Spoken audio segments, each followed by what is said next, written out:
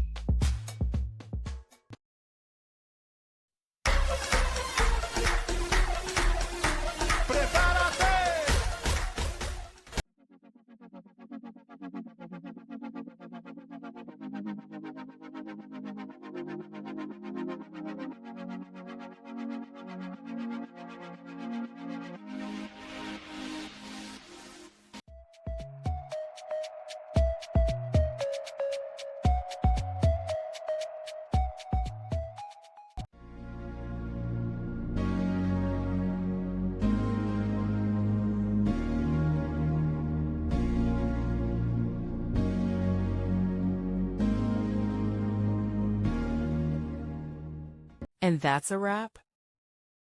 I hope you found the answer you were looking for.